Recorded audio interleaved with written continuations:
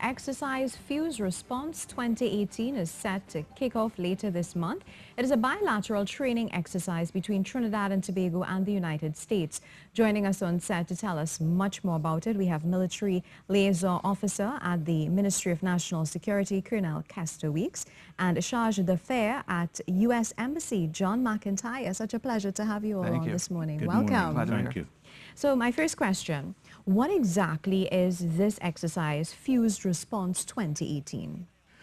Well, Fused Response 2018 is a collaborative exercise between the governments of the United States and the government of Trinidad and Tobago to really enhance our capacity and our capabilities when it comes to treating with crisis response. Okay.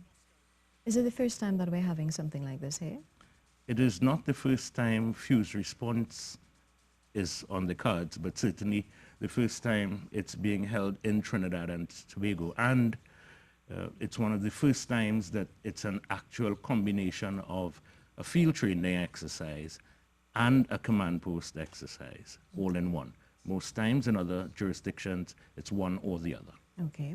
And Mr. McIntyre, what are some of the benefits of such a program to us here in Trinidad and Tobago? Yeah, sure. So the commitment is for us at the U.S. Embassy and also for the U.S. government, along with the U.S. military, to work with our partner, obviously in this case, the government of Trinidad and Tobago. It's a multi-part combination. So it's not just with the TTDF, the Defense Force, it's also with the police service. And as the Colonel mentioned, it's a chance for us to work on our communications as well. So it's really about that fancy term, interoperability.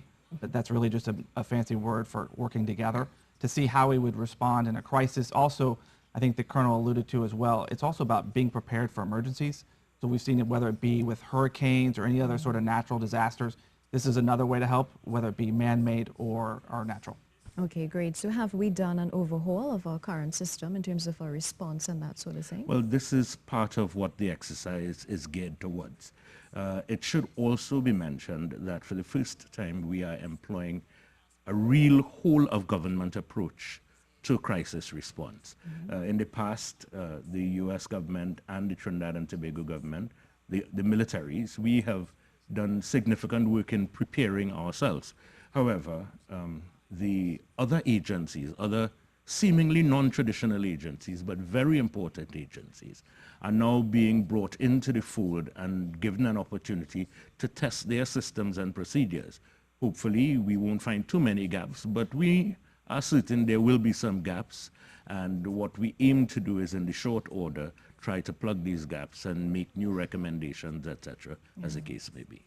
Now, when we talk about response, a lot of the times fingers would be pointed at resources or lack thereof. How do we address something like this? Well, for one thing, we're paying for it. So the U.S. government is paying for most of the cost for this exercise. It's part of our commitment to the region. And as I mentioned at the press conference that we had, I think about a week or two ago with Minister Dillon, we have remained committed to the Caribbean and specifically to Trinidad and Tobago. So this is just part of that commitment. So we put our resources there, and I do appreciate the Colonel's comment about testing different agencies. Yes. I may look a little worn out this morning because I was up till about 1 o'clock last night doing our part, so at the embassy itself. So this is really, thank you for mentioning that, it is a whole of government approach. And so if anybody gets a point out of this morning is that not only is it a partnership, but we are testing all parts of not only the government of Trinidad and Tobago, but it's also the U.S. government. Right. So multiple parts, not just the military, civilian side as well. So we're covering a lot of the expenses, but we're also doing this as a whole government. Great. So how is this going to be rolled out exactly? Well, it has started rolling out already. It definitely has, Really? trust me, yes. Yeah, that's why I was up late last night. So yeah, it's definitely started. And it involves, at the highest level of government in Trinidad and Tobago, the National Security Council. Again, an opportunity that we've never had before to exercise the council and to understand the processes of decision making, understand the processes of requesting assistance from abroad, as the case may be, so that in the future, should it come to that, we will have a better oiled machine, a well-honed system of operation that most of the players within the government architecture understands their specific rules. Okay, and how many days or when exactly is this expected to take place? Well, the stated run is from the 16th to the 27th, But we had a few precursor events, and so we really started last week, for want of a better description. And how many people are involved here in Trinidad and Tobago? So in terms of the U.S. personnel, it'll be up to about 500. Wow. So there's quite a few, but it's a rolling sort of tally, as the Colonel alluded to. We had people coming in last week, and it's not just here, it's also in Tobago as well. So Trinidad and Right. Tobago, there's some activities that go on in Tobago as well, because again, whole of government. I did also want to emphasize the point about commitment at the most senior level. So those calls that I was talking about getting last night, I got those at the ministerial level. Right. And the way this really is a success is it starts from the very top and goes all the way through all the different ranks. That's how this is going to succeed, because it's not just the minister or the head of the U.S. Embassy that is doing the work if a real crisis comes. It is everybody. So we have to make sure that every part of the system works. So I'm really thankful for how committed the government of Trinidad and Tobago is on this. Great. Now, you also mentioned that we'll be talking about natural disasters as well. How involved is the ODPM in all of this? Well, the ODPM will have their parallel exercise, just as if it were a real-world situation. One of the things that this exercise is structured around is the reality of how we normally do business. And so we can have a look in at how our systems are and how they work or don't work, and really try as best as possible to make it better for the next iteration. Great. Have you already selected these 500 people? Oh yeah, this has been in planning for about a year. So we have been planning and planning, and then also when we talk about what we're working on, part of that is also the public relations, which is Yes. why you see us here today, and why you've seen we had the press conference about 2 weeks ago. So as we know, whether it be a natural or man-made disaster, and a key component is also your outreach. And it's Yes. very important for folks to know what is going on. So that is another reason, just another part of it. You mentioned natural disaster, but also what are we doing for public outreach? So we're actually part of this is our test about how we would conduct public outreach. So again, fully comprehensive. And what will we be expected to see during or before these exercises are conducted? I'm talking about members of the public. Well, various people will see very different things. Again, testing our whole of government approach, we decided to have the hub of activity, launch off activity in Tobago at the Okay. Arthur N.R. Robinson International. So we will be using that particular airport as our hub of activity. So our publics in Tobago will see some of the aircraft coming in and going out and moving back and forth.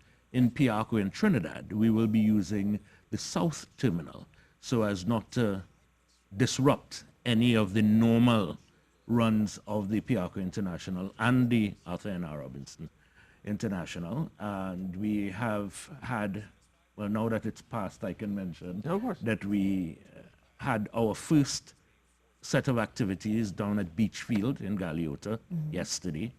And of course, because we are testing, I will not be able to tell you of the other locations I understand. for obvious reasons. And how did that testing go? I thought that the first part of it went particularly well, and I was happy to hear that my colleague at the embassy was up until 0100 That's true. this morning. That's very true. It means that the system, the chain, is going well so far. Okay. What are your thoughts on your observations based on what you all have done so far at Beachfield and Galeota? I'm very impressed, and the reports I got that is everything is going well. The key part for the embassy was to receive certain communications late last night, and we got it perfectly on time, well executed. And then I have a responsibility, because we are truly testing the systems, to call back to Washington and acting like this is a true event. And so I had to test all our communications at the embassy as well, our procedures. And so far, knock on wood, it's gone well, and that's the key. Not perfect, as we discussed, it's not going to be a perfect situation, but we would rather test it now and see how it's going and see where we can make improvements. But so far, very, very impressive. But the key on all these exercises is the commitment. And the commitment has been 100% by the government of Trinidad and Tobago and across the board. So to me, we've already achieved victory with that, but we're kind of going to work on ironing out the details in terms of if there's anything we need to work on system-wide going forward. Yes. And what will the exercise, or how will the exercise affect citizens, and what can they do now to ensure that they cooperate or they do not interfere? Well, we've reached out to the affected communities, So they are aware. so they are aware.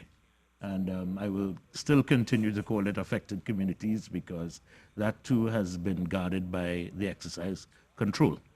But communities are aware, and we have had the opportunity to do special flight plans for the helicopters and so on that will be used during the exercise, so that, again, we try to create as little disruption as possible to people's daily lives.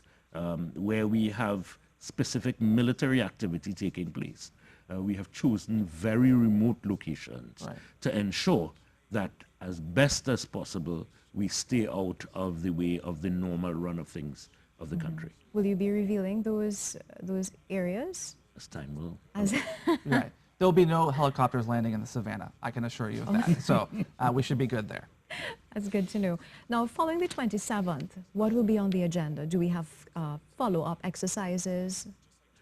Post 27, the first main item on the agenda is our after-action review and recommendations.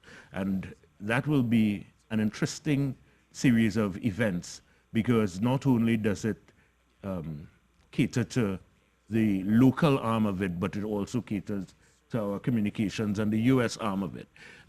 So this will create for us an opportunity to look at both systems and see how these systems plug into each other for seamless transition down the line, because when crises happen, you don't want to be guessing about the systems. You want to be sure that it's something robust, something tested, and something that the main players understand so that access can be as seamless as possible. Great. And how do you feel about this entire initiative in a nutshell? I'm very pleased. I mean, I think not only for the embassy, but just for the U.S. government to have such a willing partner in Trinidad and Tobago is exceptional.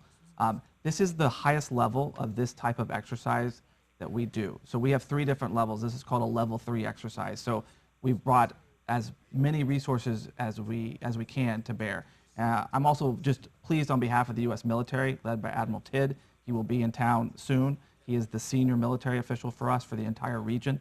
He's actually visited here quite often. So for us, it is exactly what we're looking for, and have been really pleased. Again, I repeat the same thing a lot, but it is about commitment, and there has been nothing but the highest level of commitment here. So we've skipped the first 2 levels. Why is that? We do it with different governments. So last year it was actually in El Salvador. That's a level 2. But just because of the willingness of the partner nation to take this on, and I think this is probably, I don't have all the history, but in terms of the size of the country, an embassy, we're probably the smallest in terms of size to take on such a large exercise. So again, a real tribute to Trinidad and Tobago. I hope people also get that as well, is that this is really an amazing, probably a little overemphasis, but I'm a diplomat, I can say stuff like that. An amazing event, I think, for TNT. Well, it's a pleasure to have Thank you. you. We really appreciate this effort. What are your closing comments? What would you like to see?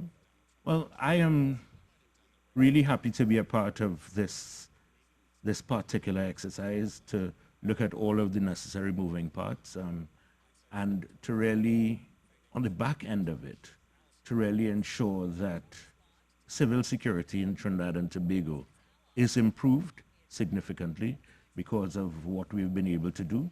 And now we can go on with some of the follow-on exercises locally to ensure that those areas that we identify as areas for work, that we can work those kinks out so that our overall system will be significantly better. It sounds excellent. Your closing comments, Mr. McIntyre? Well, first, I'm just glad to be here with the Colonel. He's always a good partner to work with. And I'm also very jealous of his jacket. It's very snazzy compared to mine.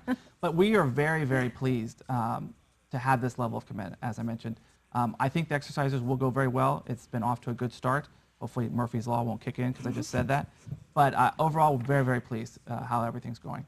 Great. Such a pleasure to have you on Thank this you. morning. Very Thank you informative and educational and interesting, and something to look forward to. We've been chatting with military liaison officer at the Ministry of National Security, Colonel Kester Weeks, and Charge d'Affaires at U.S. Embassy, John McIntyre, on the exercise Fuse Response 2018. It's already kicked in. Yeah, so a lot to look forward to. We take